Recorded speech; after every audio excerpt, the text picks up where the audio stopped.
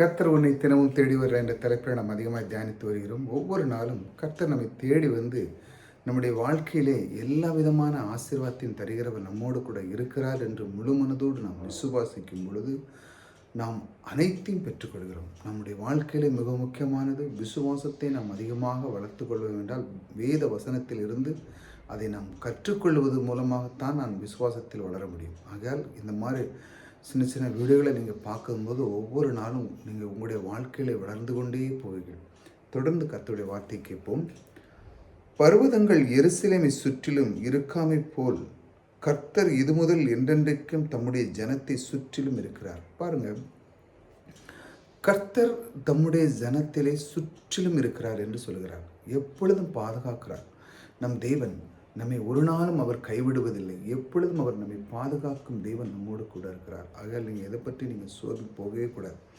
வாழ்க்கையில் பாருங்கள், இந்த அவருடைய ஜனம், அதாவது நாம் தெரிந்து கொள்ளப்பட்ட ஒவ்வொரு நாளும் அவரை நாம் தெரிந்து கொண்டு அவரை நாம் அறிந்து அவருக்குள்ள அந்த வார்த்தைகளை நாம் அறிந்து ஒவ்வொரு நாளும் அதை நாம் கடந்து வரும்போது பாருங்கள், நம்முடைய உள்ளத்திலே தேவனை குறித்த அதிகமான ஒரு ஞானம் நமக்குள்ளே வருகிறது. பாருங்கள், அதை நாம் ஒவ்வொரு நாளும் கற்றுக்கொள்ளும் பொழுது இதை நாம் அவரோடு நாம் இருந்து இணைந்து அவருடைய வார்த்தையை கற்றுக்கொண்டு அவருடைய வார்த்தைக்கு கீழ்ப்படிந்து உண்மையாக இருந்து ஒவ்வொரு நாளும் அந்த வார்த்தைக்கு நாம் அந்த வார்த்தை நாம் தேவன் எனக்கு என்ன சொல்கிறார் என்று அதை வார்த்தை தியானித்து அதற்கு கீழ்ப்படிந்து அதனோடு நம்முடைய மனதை பொருத்தி அதனுடைய வில்லிங்னஸ் நமக்குள்ளே அதை வளர்த்து கொள்ளும் பொழுது பாருங்கள், தேவன் தம்முடைய ஜனத்தை சுற்றிலும் பாதுகாக்கிறார்.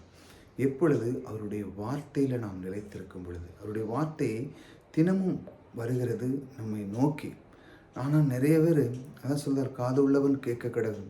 கேட்குறது மட்டும்தான் முதல்ல உள்ள ஒரு வேலை. ரெண்டாவது நீங்கள் என்ன பண்ணணும், அந்த வார்த்தையை தியானித்து அதனோடு நாம் பழக ஆரம்பிக்க வேண்டும். அதனோடு நாம் இணைந்து இருக்க வேண்டும். தேவன் சொல்லியிருக்கிறார், உனக்கு நான் ஐஸ்வர்யத்தை சம்பாதிக்கிற பலனை தருகிறேன் என்று சொன்னால் என்ன பலன்? ஏன் அவர் எனக்கு தரணும்? அவரோடு நான் எப்படி என்ன இருக்கிறேன் என்று நீங்கள் உங்களுக்குள்ள ஒரு தாட் அதுக்குள்ளே வரணும்.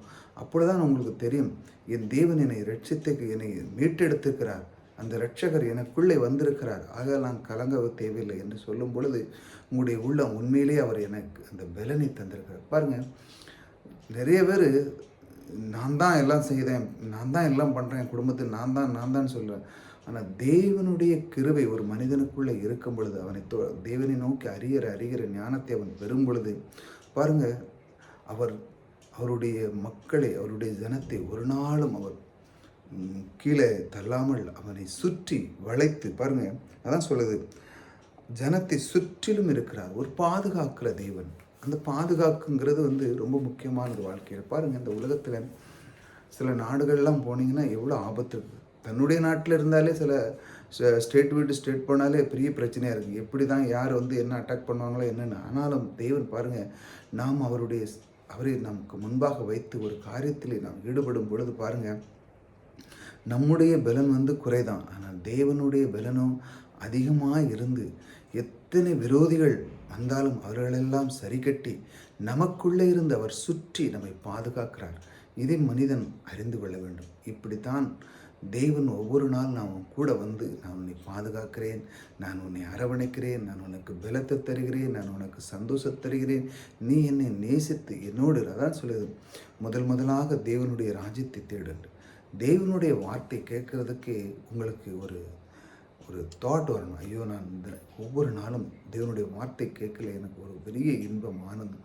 இந்த உலகத்தில் பாருங்கள், அதெல்லாம் விட்டு உலக பிரகாரமான போவாங்க. ஆனால் தேவனுடைய ராஜ்யம், அவருடைய வார்த்தை ஏன் சொல்கிறேன்னா, அங்கே தான் உங்களுடைய வாழ்க்கையே இருக்குது. அதை மூலம் கற்றுக்கொள்ளும் பொழுது உங்கள் நாவை சரியாக கையாளுங்க.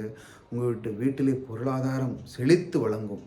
நீங்கள் இன்றைக்கி 10 மடங்கு இருக்கீங்களா, உங்களுக்கு 100 மடங்கு பெறுகிறவுடைய அளவுக்கு தேவன் அதை பெருக்கிறவர் உங்களோடு கூட இருக்கிறார்.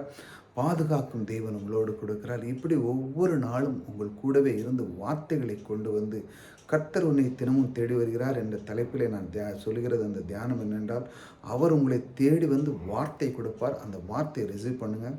ஆகையால் அந்த வார்த்தை மூலமாக அவர் எனக்கு என்று சொல்லுகிறார், நான் உன்னை சுற்றி உன்னை பாதுகாப்பேன் என்று சொல்லி அவர் உங்களுக்கு வாக்கு கொடுக்கிறார். அப்படிப்பட்ட தேவன் உங்களோடு கூட இருக்கிறார். கர்த்தர் உங்களை ஆசீர்வதிக்கிறார்.